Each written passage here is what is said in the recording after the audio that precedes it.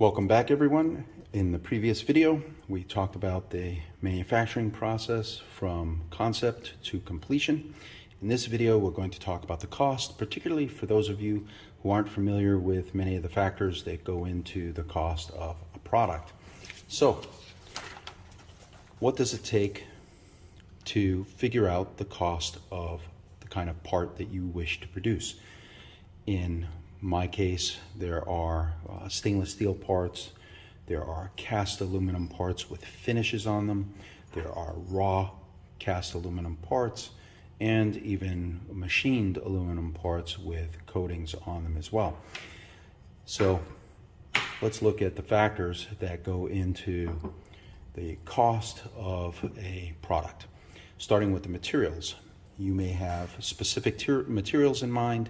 It may be a machined aluminum or a cast aluminum or a machined stainless or a cast steel. The material that you choose is going to affect how much your parts cost. Some of these materials will be more expensive than others. This is a 316 stainless. It's more costly than 304 stainless. And both of those are more costly than just standard steel. So you really need to think about what material you need in your product and what do your customers need, and that'll factor into your cost. The tolerances. Tolerance plays a role in the final price because higher tolerances are more difficult to achieve, and so you need to think about what tolerance do you really need in your product. For example, for me, it would have been unnecessary to have super high tolerances on this part because the part can fit in with the other parts on the product at a much lower tolerance, and that means some cost savings on being able to produce a part like this. The surface finish, coatings, and treatments, it's going to depend on the material that you pick. Some materials you cannot achieve a good finish for certain types of coatings and stuff like that that you might want. You need to think about, for example, is the surface of a die-cast aluminum okay for you? You know, if that texture is okay and it's not an issue, great. If you want to polish it or do any kind of other operation to it, that adds to the cost. If you want to add any kind of coatings like this black Teflon coating to the cast material, then that too will add to the cost. In cases like this where it's a stainless and then there is no coating on the stainless, there is no additional cost involved here, and these are not treated in any particular way like a heat treatment. Quantity, of course, affects the final price. Higher quantities generally can mean a lower price, but for many manufacturers out there, and I dealt with several of them in the States, that they only produce really high quantities. So for smaller businesses or companies that just need smaller quantities, generally speaking, there are a lot of manufacturers out there that just won't produce your parts because you're not going to buy enough. But PEOPLEMECH, for me, has produced smaller quantities.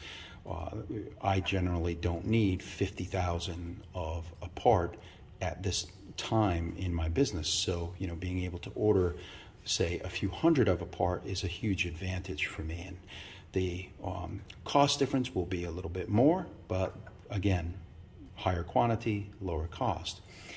Time frame, super important. If you need it really quickly, it's a rush, it's going to cost a lot more than if you were to do it in, say, 6 weeks, 8 weeks, 3 months.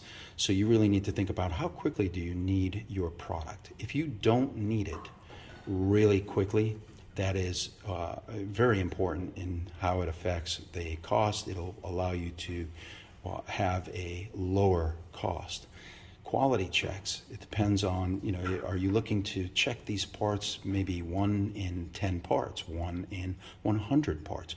What are they checking for? Are they checking to see if the surfaces are parallel, the outer diameter, the inner diameter, whatever it is that you feel is important on your part to check for quality, any kind of air pockets or pits in the surface of the material. They can check for that, but remember, that's labor intensive, and it's going to add to the cost. Packaging, it all depends on what you want for your packaging. If bulk packaging is fine for you, meaning just a bunch of parts put into a crate or into a bag, of course the cost can be lower. But if you want foam and bubble wrap and cardboard box, logo on the box, you have to factor that into the unit cost of the product. In my case, I generally have these packaged individually with foam on the top, foam on the bottom, a cardboard box, and it has the logo and part number printed on the box for these dials. The next thing is cleaning. This is a great example of that.